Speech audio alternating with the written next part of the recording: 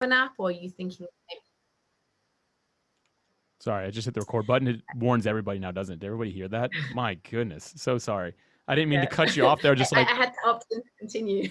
I have Alicia join every week just to remind me to press record, and she did it 3 times before I actually hit record. So thank you, Alicia. We are now recording. But anyway, I think it's a good idea. It's a good place to start. I'd love to hear where everyone's at in their podcasting journey. I think that's really a smart place to start. Anyone who wants to unmute or is already unmuted, go for it. Love to hear from you. Not everybody at once, though. Does anyone I can here? jump You in. can just raise your hand if you don't want to speak as well. Does anyone already have an app, or is anyone thinking of creating an app? It would be really cool to know. I can jump in. Yeah, my name is Daryl. I started a new company called The Club about 7 months ago. We launched an app, which is a live streaming app for DJs and partygoers, where the partygoers are able to find and enjoy DJs and virtual events. And we started a podcast in March to kind of interview DJs, and we kind of use it as a lead gen to build our DJ community. Awesome. And so what kind of content is in there? That's cool. So it's called the My DJ Story Podcast, and I interview DJs and have them tell their story about being a DJ and kind of using their story to help other DJs. Then I use that to kind of recruit other DJs to be on the show. Fantastic. And so you've got the podcast. What other content are you making as well as the podcast? Not too much other content. We have a monthly Zoom call. And then we kind of make content from the podcast, like just like marketing material to market the DJs. But kind of this podcast, kind of the first form of content that we're producing for the business. Wonderful. Does anyone have any kind of like objectives for this evening, like, or actually it's afternoon probably there. It's evening here in the UK, of what you want out of the call today. I hope you don't mind me asking that, Alex. It's just, I think it's always nice to, like, I mean, I could talk like ages about apps and stuff, but I want to, really make sure that it's aimed at what everyone wants out of the session.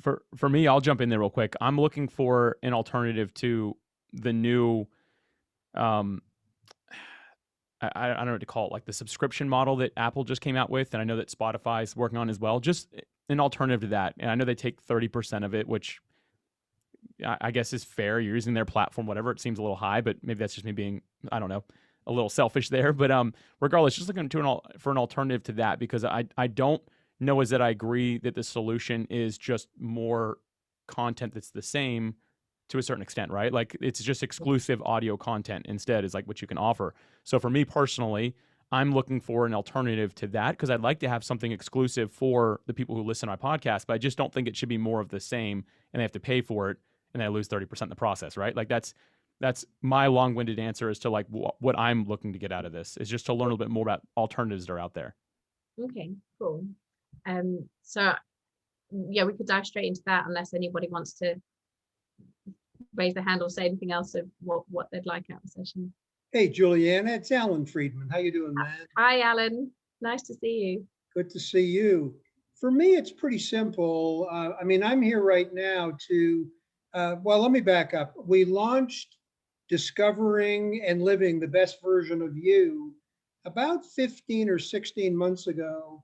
And the reason I'm here sitting in with you folks today is really to see whether adding an app to our rollout makes strategic sense relative to our goals and objectives. And certainly one of our primary goals is building our following, building the number of folks that are loyal to our podcast and are chomping at the bit every week, looking for that next episode.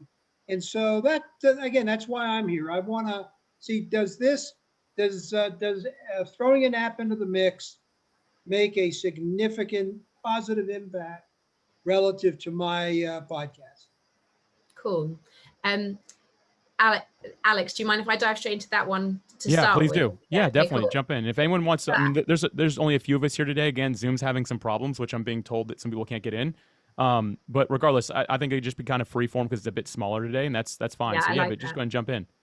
I love that question, Alan. I think that's really great. And I think what we find with a lot of because we work with a lot of podcasters who have decided to take that leap. A lot of podcasters who have decided to take that leap to have their own app and really are driving so much value from that. And that's a bunch of the stuff that I can talk about here. And I think one of the things that we see quite a lot is that when you've got an app and you've got really engaged listeners on your podcast, it's a really great way to help your listeners take that next step. So I always ask people the question, why have you got your podcast? What are you, I mean, for some people, it's just, you're talking about something you're really passionate about, but a lot of particularly the business podcasts we work with, they're really using the podcast as the top of the funnel to drive something else, whether you're upselling a video course or upselling your services, or maybe you've written books and upselling your audiobooks, or maybe you're building a community, maybe you're building a membership subscription. There's so many different things that you might be looking to do in addition to your podcast. And for a lot of podcasters, the podcast is the way that you're growing your audience, you're increasing your listeners, and you're using social media to do that too. But then when you've got those really engaged listeners, which it sounds like exactly what your question is, Alan, where do you then send those really engaged listeners to deepen the relationship, to know who they are, who is that 10,000 downloads a month? So to actually be able to give them a place of where they go if they're really engaged. And one of the things that we find really great about having an app is you can say, instead of this, this call to action of go here for my video course, go here for my lead magnet for a free ebook, go over there to social media, go to all these podcast players, subscribe, like it's just really confusing and fragmented. So instead you can say, if you love what you've heard today, download my app. So it's really neat call to action. It's really nice for someone to go on their phone to the App Store, put in your, the title, your brand name or the title of your podcast or whatever it is that you decide to name your app. It's a really easy phrase for them to put into the search bar. They get your app. And then once they've got the app on their phone, you really deepen that relationship with them. Then they've got it there. Every time you've got a new episode, you can send them a push notification to say, the new episode is out. And the other thing is that if you're saying, download my app to write me a comment, when they write the comment, they're registering with their email address to be able to write a comment, and then you're capturing their email address. But instead of saying, these tacky sales funnels that say, oh, give me your email address in return for this free ebook, everyone, like, it always feels a bit tacky, I think anyway. And that the other idea is, you're giving up your email in return for something. Whereas if you just writing a comment about something you really feel passionate about or have really connected with, it doesn't feel like you're giving up your email address, you're just registering. And then, assuming obviously people have opted in to hear from you, which assuming they will because they're there to talk to you, then you can then send them an email notification every time there's a new episode. You can send them a push notification every time there's a new episode.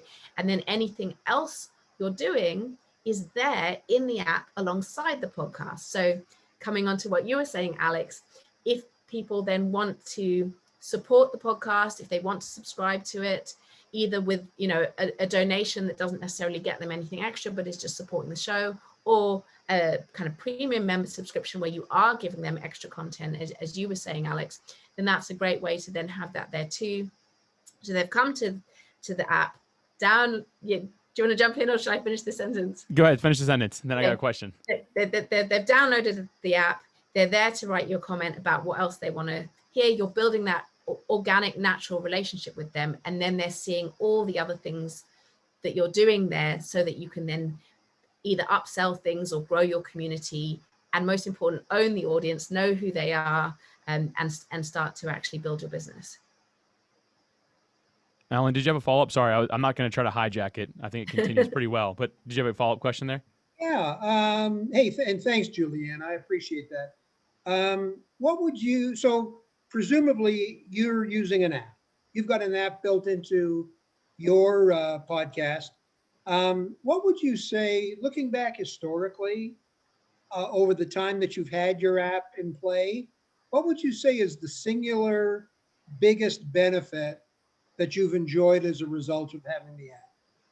So when you say you as in me, are you talking about me or people that have apps? You.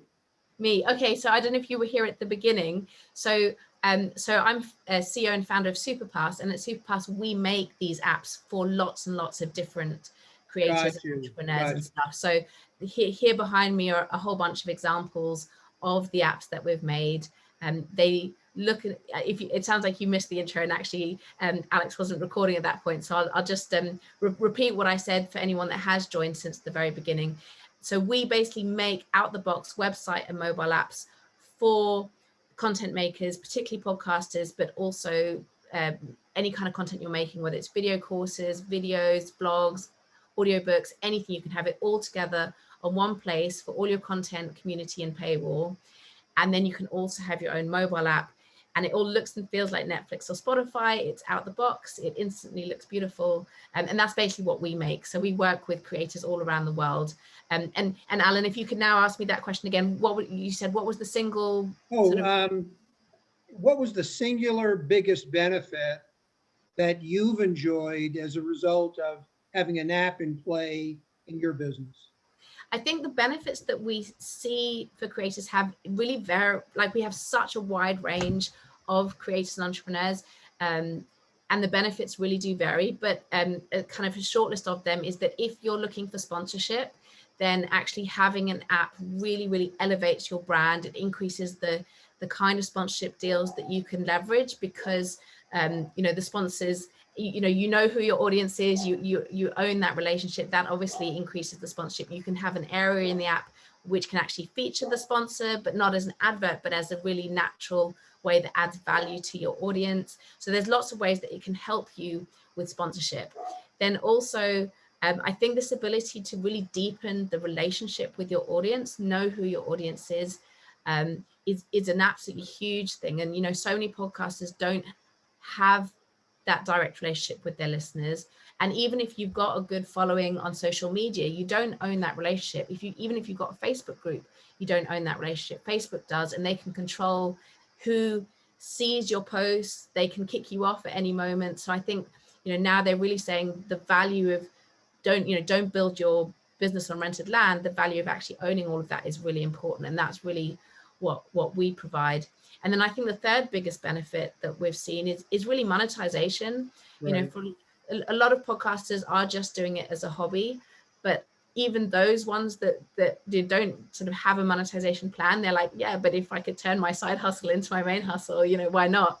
So we definitely create those ways to give you ways to monetize, whether it's upselling other content or creating that membership, or even just having a donation wall where you're keeping 100% rather than giving up some rev share. If people are paying donations to you through your website, that is, we're not taking any cut. There's no cut from people like Patreon. There's no cut from Apple. There's no cut from any of those other than the Stripe transaction charges through the website. Although I would say, and Alex, coming back onto your other point, if it is an in-app purchase, which is directly through the app, you will have the Apple App Store and Google Play Store fees. So just to be aware of that. But most of our podcasters will take subscriptions through their website, but then people can still log into the app to access everything they've paid for via the donation on the website. So yeah, lots of different monetization paths. Right. Thank you. A question real quick that this kind of brought up that Alan kind of, I guess, put my mind here a little bit is thinking about, could you replace a community like on Facebook or something like that through this app instead? Like, would you recommend that, or would you say you should still probably have both? And maybe that's like a marketing best practice you can't talk about, but is it realistic to think that maybe an app could replace the traditional community? I'm saying traditional, but like a social media community. I think it's definitely an option. I always come back to people with questions at them. What are the goals of your Facebook group? Why are you running it? And is it being on Facebook important? Because sometimes people say, yeah, it's really important it's on Facebook. Whereas other times people say, actually, it's really annoying that it's on Facebook, and some of my audience aren't even on Facebook, and I don't get any of that kind of ownership or control. So I think it really does depend.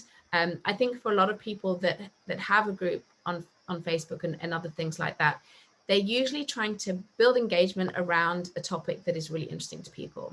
And what we often see is that actually building that conversation around content makes a lot of sense. If you think of YouTube, people are writing comments around particular videos, so if you can actually move all of that to your own website, where those conversations then naturally happen around content you're already making, especially if you are trying to take people on a journey or drive certain value, there's a lot that you can do in a curated experience that is more like, so that the kind of apps that we do, that the curation experience is more like a Netflix, Amazon Prime, Apple Music, you know, those kind of user experience and layouts, which is quite different to a really transient experience that you have in a lot of the, you know, Facebook or Twitter or places like that, where it's all just about the latest post. Whereas actually when you're having conversations, it's actually really nice to have it more topic based. So, you know, the way that, and I can show you an example in a moment, the way that the conversation can happen is it can be via categories and collections and topics, so that actually to lead a conversation around those different areas does make more sense. So if, you know, if you want to find out about podcasting equipment, you go to that section and there's all the conversations about that. And if you want to have a conversation about, you know, finding guests for your show, I'm just thinking, you know, all the kind of Podmatch themes, then it kind of makes sense for it to be topic based, whereas Facebook groups are very just, you know, what's the latest post, and it's kind of, you know, very transient and won't show up for a lot of people.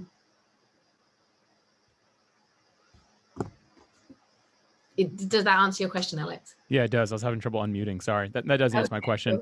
I have more. Does anybody else have anything they want to jump in and ask before I just keep on going here with questions? Yeah. So what's the advantage of having an app for your podcast versus a mobile friendly website? I would say you should have both. You know, I think that you definitely should have a mobile friendly website. I think a website is so useful. You know, if you are directing people there, it's a direct link that's really easy to get people to. If you've got a website that is not mobile friendly, that is not a good website. You know, these days, every website you have should be responsive design, where it will basically have a different layout depending on whether someone's looking at it on a browser, as on a mobile tablet or desktop, which all of our SupaPass powered websites are mobile responsive design. So I'd say, yes, you definitely need that. I think an app is as well. And the benefit of how we do it is that instead of thinking about, okay, this is my website and this is my app and everything you do in them is separate, with us, it's one system. So when you upload a video, it's automatically in both. When someone pays for, you know, a subscription or a product, they automatically have access in both. It's one login in both. Every comment is in both. So actually what you're doing is you're creating a really great destination for people to come and really have all of those engagement. If you think about Facebook, coming back to that example, there's a website and there's the apps, because that's how people use stuff. And everything we're talking about here is about usability, making a really awesome user experience and user journey, so that your audience not only like what they see when they get there, but that it's a place that they want to come back to again and again and again. And I think a lot of the time when people build a website, they don't really think of it as a place to come back to. The craziest bit is that I think a lot of websites are like a train station that you arrive there and you immediately are sent away again, because it's like, go to listen on all these other podcast players, go and listen, you know, follow me on social media. And when people finally come to your website, the last thing you want to do is send them away. You want to give them everything they're looking for there in one place, but then you actually want to capture their engagement to get them to come back again and again. And I think a mobile app is then a really great way to get people to keep coming back to your brand again and again, because then they've got it on their phone, on you know, on the homepage on their phone. They're going to keep seeing it. With push notifications, you keep reminding them about your brand, but away from social media where there's so much noise, they're going to see you alongside all the other people they're following. With a push notification, it's like, oh yeah, I love that podcast, so I must go back and listen.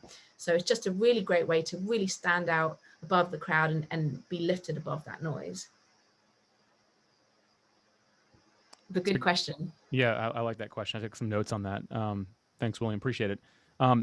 This leads me to like a question that I'm sure you probably hear a lot, but is it realistic that people will download an app?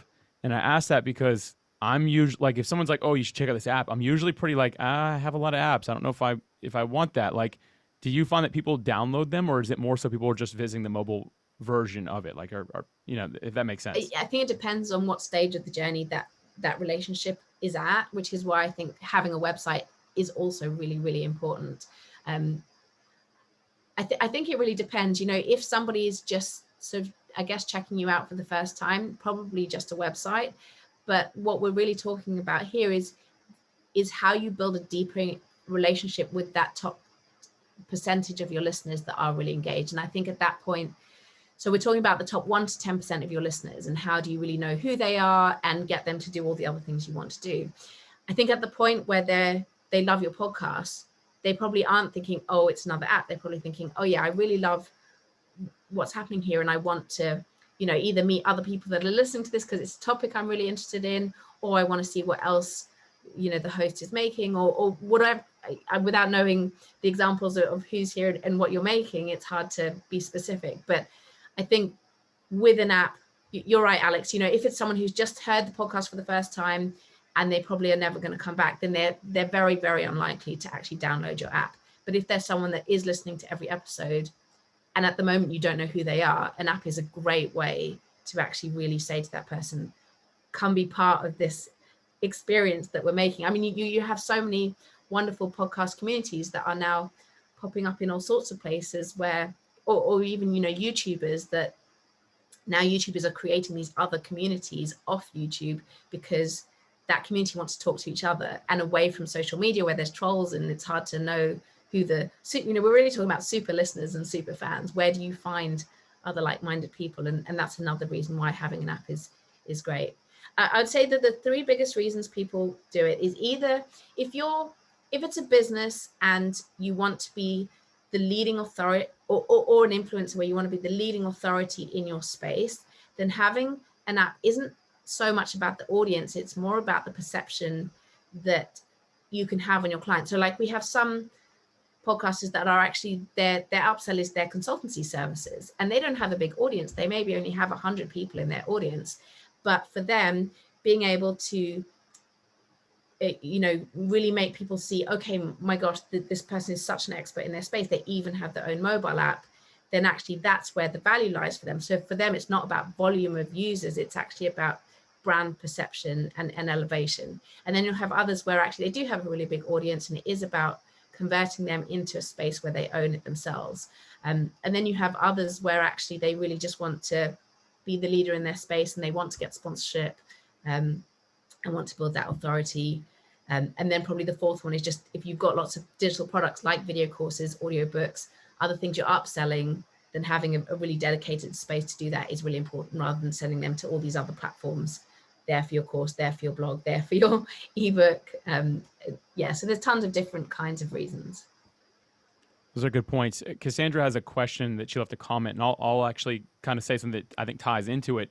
So me, for what I'm thinking I'd like to do is I'd like to make my call to action for people to download the app. And I'm thinking about doing some exclusive content there, similar to people do, like, I guess, in Facebook stories and stuff like that, and Instagram stories, where they're just talking. Like, I'd like to do something maybe a few times a week for the audience that's always asking me for more. And it'll be small. I don't have like a massive audience or anything like that. But have you seen anybody who has like a good call to action? Is it specifically get them to go to your website and then there's the call to action there? Or have you heard people calling it out in the actual like episode of a podcast? What are your thoughts on this? Have you seen anyone do it really successfully? I think it's important to tell people why, give them a why of why they should be doing it. I think just telling people go to my website, like, people aren't going to do that. You need to tell them why. So that's why I like using the example of, if you want to give me feedback on what you loved today, or tell me your own story relating to this, or what else do you want to hear, give people a reason to go there to comment. So actually the call to action isn't go to my website or download my app. The call to action is, I want to hear from you. And some people will feel that urge to talk to you.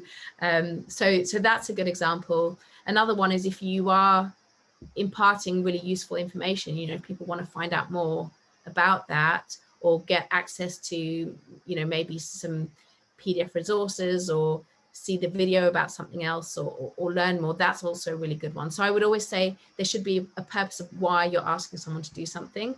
And then the is it your website or your app, or whatever, that's really the how. It's like, how do they get that information or give you that feedback? And that's the bit which I think is quite broken in the market. I think people do have all these different call to actions and routes and user journeys, and that can be really fragmented and confusing and exhausting for your listeners. So really simplifying that so that it's a simple, easy to remember and easy to do action, but the reason is compelling. That's great. I love that. That's really good. And Cassandra's question was, she has, I don't know if you're familiar with this program, but I am. It's called Podpage.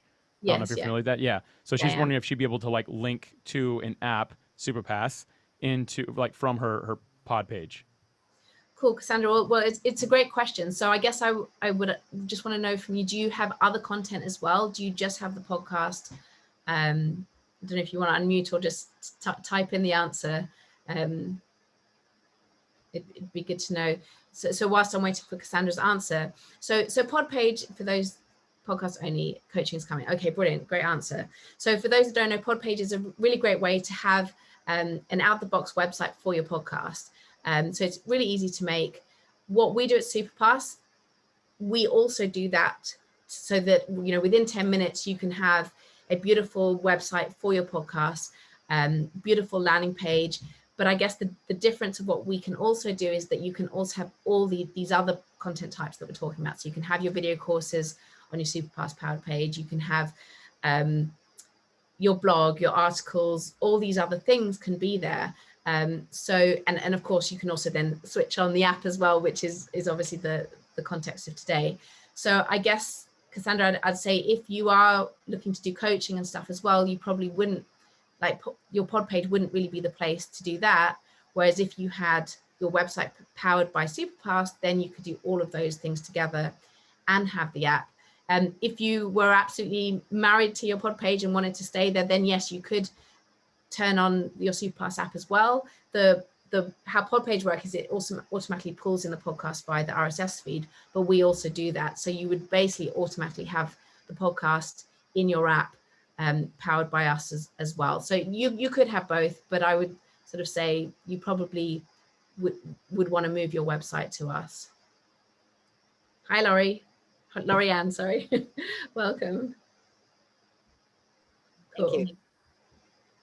Does anyone want to see? I can show an example if that's useful. I mean, yeah, I think everyone wants to visualize, and we can see it behind you a little bit. But yeah, I mean, I think being able to visualize what we're talking about here is helpful. And I'm actually with Cassandra. I don't have a pod page. I have my own website that I've developed a long time ago. I shouldn't say a long time ago, a couple of years ago. And so for me, I would only use the app side of it, but that's just as easy, right? Like I can just enable that side of it. That's not a problem. Yeah, absolutely. Cool. Okay. I think what we tend to see is that about half of our clients will completely replace their website with this because it can basically do everything that they need. The other half, they will use the website part of what we do is the content and members hub of their website, because it's a really powerful way to have all your content together in one place, build your community, if you want to add a paywall, all of that stuff. But they maybe have another side of their website, like, you know, they're offering various services and things that, particularly for the kind of more corporate business side of the clients that we work with, they'll have the rest of their website for that, but then the login and content and members hub part of their website will be what we're doing, and it will basically be a subdomain of their main website. So you can have both side by side. You can completely replace your website with it, or in your case, Alex, you can have this as the mobile app and just keep your existing website. So yeah, all of those. All right, so I'm going to share my screen to, you need to allow me to share my screen, Alex. Oh, right. Okay. Last time I did this, I totally messed it up. So everyone, hopefully this isn't it for us. I should know how to do this. Allow to share screen, right? Is what it is, like allow. Hopefully. Let's see here. There are so many options for what I can let you do. So Laurie Ann, did you have any questions that you wanted to ask about, or it'd be great to hear what you're making? I think it's going to be nice. I just popped in, and I do apologize for being late. I was on another meeting that went overtime. So I'm looking forward to seeing what you're going to be presenting, so I have a better idea of what. Okay, cool. I have questions. Awesome. And do you have a podcast? What's your podcast? I do. I actually have two. One is called Lift Your Story with co-host Roy Miller, and then the other one is Bleak Bulimia, and it's primarily for women struggling with bulimia who are over 40. Wow. Sounds amazing. Thank you. Okay, you should try it now. Great, I'll do that. Okay. Here we go. Look at that. I figured out and we're all still here. That's amazing. A few weeks ago, I tried this and it did not work. Okay, great, brilliant. All right, so I'm going to show you an example. So this is a podcast called the Run Smarter series, and what they've got in their app is they've made it across lots and lots of different content. So I'm going to first jump into the video section. So as you can see, the layout is very much like that that experience that you know, people are really used to in Netflix and those kind of platforms, where you can, you know, it's really beautiful, easy to use, very image led. So you can see here, each of these is a different course. So this is a course that I'm not yet subscribed to. So if I click into the video, oh gosh, I've got to sign in. But it will bring up the paywall straight away. And if I just show you this, so this is a course where I can already preview it. So you can see that there'll be different materials and ebooks and things that you can have alongside your course. So I'm going to jump over into the podcast section. And what you've got here is, this is his podcast that's pulled in through the RSS feed. So so all of the episodes on today's episode, let me just pause that. Splints. So you can see the players, you know, beautiful native player, very similar to what you'd find in Spotify or Apple Podcasts. You've got really nice functionality in there. You can favorite tracks, and all of this information is all being pulled in through the RSS feed. So he hasn't had to upload it anywhere other than his podcast host, and it's automatically coming in here. And then you can see all the show notes, all the links. You can write comments on each episode.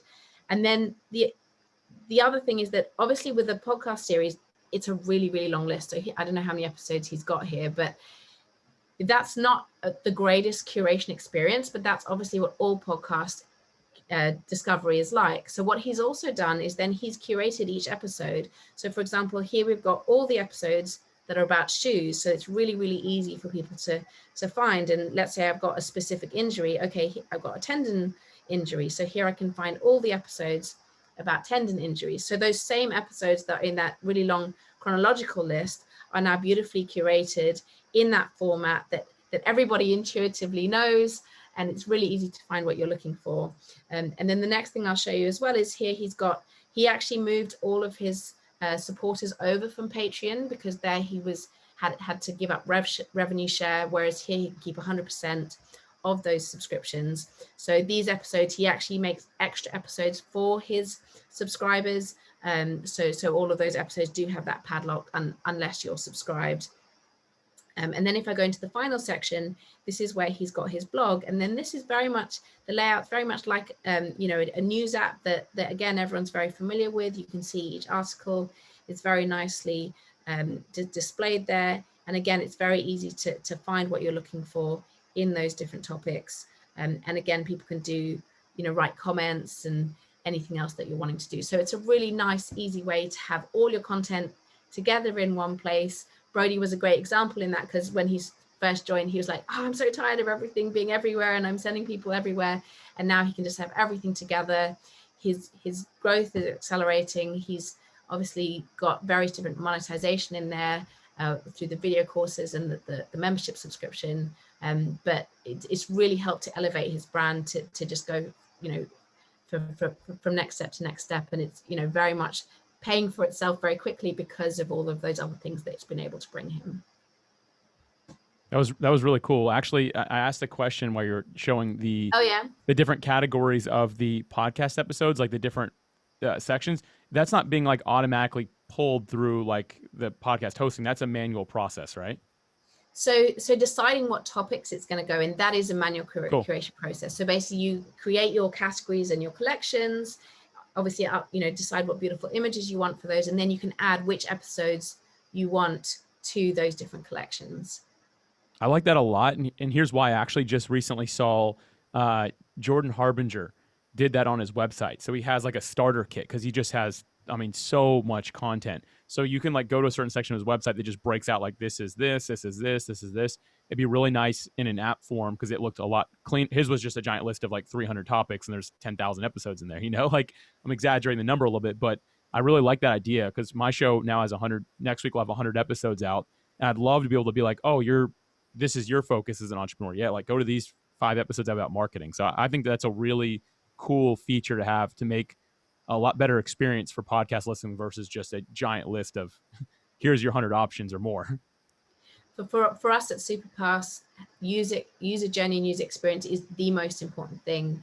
You know, having that really like giving people more than they're getting elsewhere. And I think that experience that all podcast listeners have, where, you know, when you find a new podcast series, it's really hard to know what to listen to next. And a lot of it's just trial and error. You just click. I mean, we've all had this experience. You just click a few random episodes and hope you find something that you're interested in, because, you know, you don't really get that much information from the title, and it is fairly random. So, you know, especially when there's guests, you know, you don't always know what is this guest an expert in. So if you can actually curate it into those different topics, you just instantly make people able to really find what they're looking for straight away, but also help them discover other things. And that discovery process can be so much more enjoyable and fulfilling. Very cool. I asked William to unmute here. He had something to ask. It may have been there and I may have missed it, but was there also a search feature in the app to search either for episodes yeah, exactly. or topics? So if I share again, let's hope it shares. That's a good question, William. I like that one.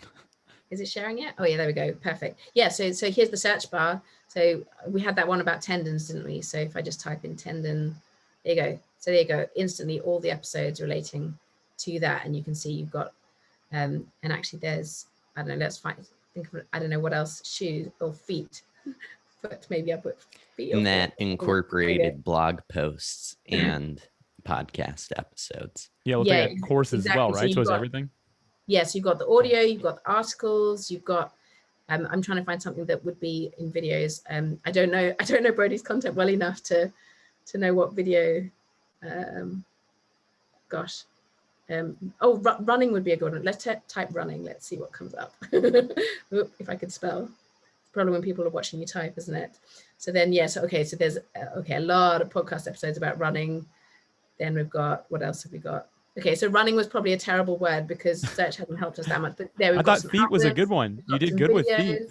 Yeah, and actually here with videos, this is quite interesting because you can see which videos it is, but you can also see which collections they're on. So you can see that these ones are actually on multiple ones. Oh, sorry, I'm not logged in, which means I can't show you half the fun. I might log in when I've stopped sharing so that if I do share again, you can see some of the logged in features. But yeah, so you can really kind of very easily find what you're looking for through search as well as that content discovery experience. Very cool. Anybody else have any questions? Looks like Giuliano, you must be doing a good job. Everybody's everyone's happy, I think. Actually, Alex? Go for it. Yeah, thanks, man. So Juliana, before we leave one another today, will you be providing some effective contact info insofar as connecting with you? I'm just going to put my email address in the chat. Yeah, Alan, you beat me to that one. I was definitely going to ask before we all just disappeared here. Okay, yeah, that's good. I'm also just going to put a link in there as well to our website where you can read a little bit more about it. And also, if anybody wants to put their email address here in the chat, then what I can do is I can send you a special discount code for us if you want. I wasn't planning to talk tonight at all. Alex, it's kind of landed me in the deep end. But what we can do is we can make a special code for Podmatch members for anyone that's been here tonight. So yeah, if you want to just pop your email address, either put it, you can just DM it to me directly in the chat here if you don't want to share it with the group. But if you want to share your email with everyone, you can just put it in the main chat, and then I'll make sure I email you a discount code if you are interested. Yeah, thanks for that. Thanks for coming in last minute like this. My pleasure. Sorry, what was that? Sorry, could I try you to put that website address back up? Yes, yeah, sure. So it's literally just superpass.com/podcasters, but I dropped it in there again. Thanks. Very cool. Yeah, I think this is a cool idea. I like this route again better than just the standard subscription model that just got released. Not that there's anything wrong with that. I mean, some people will probably really succeed with it, but I would rather have some way for people to comment back and forth. And that's like one of the big things for me. If you look at, like, Joe Rogan is an example that we all use in podcasting. So I'm sorry, I just threw his name out there, like all of us do. But He lost a lot of his community when he moved away from YouTube to Spotify. Now he might have more listeners, but his community, because they used to all comment back and forth, and it wasn't the standard of YouTube, which is people getting angry at each other. It was more so like people actually knew each other because they'd all comment on all of his stuff. So he didn't have that anymore. And I think I'd like to create something like that, but I don't necessarily want, like you're saying, I don't want to use rented space for it using social media. I prefer to have something that I can control and own myself. And it's not so much just, hey, give me your email address. It's like, hey, if you want to leave a comment, then you can exchange for email. So I'm personally excited about that side of things. That's really cool. I think there's something so valuable about your audience of, I think we actually started in music, and I think even in music, people really underestimated this is the importance of giving people the opportunity to meet with other like-minded people. So often, if people are gathering around your topic, it's because they're really passionate about it. And then one of the big values is for them to actually find other people that are really passionate about that too, and have the opportunity to talk to each other. And quite often, social media, although it's again a really great place to grow your audience and find new things, it's often a very noisy space to actually talk with each other in a kind of trusted way, because you don't know what response you're going to get because of trolls and all the other things. So actually, when you can give people a place that they can come to where they know it is a trusted space where they can express themselves and be respected, even just like respect is something that's sort of so lacking on social media now. So I think having that on your own, not on rented land and in your own website and app is so valuable to your audience. That's cool. I love that. You know what I'm thinking about doing? I'm just like visualizing my current website, which I won't replace my current website, but I'd love to have the app. I'm thinking just the big call to action, the top right that we all have, like a different colored button. I literally think it's going to just say download the app. I'm going to give that a shot for a while and just see how that goes, to see if I can build people into the community more that way and see what kind of additional value can be added. That's kind of my initial thought with this, to see how it goes. And then who knows, maybe I'll mention on the podcast sometimes, like it might be worthwhile. But yeah, so that's my thinking on this. Anyone else have any final thoughts they want to share before we end today? Cool. This was really helpful. Thank you for jumping in last minute like this. Like seriously. Pleasure. Well, thanks so much, everyone. It's been wonderful to meet you all. And if anyone does have any questions, I have popped my email in there. I'll just pop it in again in case anyone missed it. I'd be really happy to answer any questions. So it's actually letsgo@supapass.com, but my name's Juliana, so you can just address it to me, and I'm happy to answer any questions that anyone has. If anyone wants to have a 10-minute call with me to discuss your particular goals and challenges, be really happy to talk those through. So definitely reach out if you want to know more, and if we've piqued your interest on the ways that you can grow your audience and your brand with your own mobile app and or website, because obviously we do both. Very cool. Well, good stuff. All right, everybody. This was a fun meeting. And do I need to download the chat, Juliana, or did you already grab? Some people put their emails in there. Did you already grab those? Yeah, I'll just grab it now. Okay, I'm going to stop recording real quick. But thanks, everybody. Appreciate it.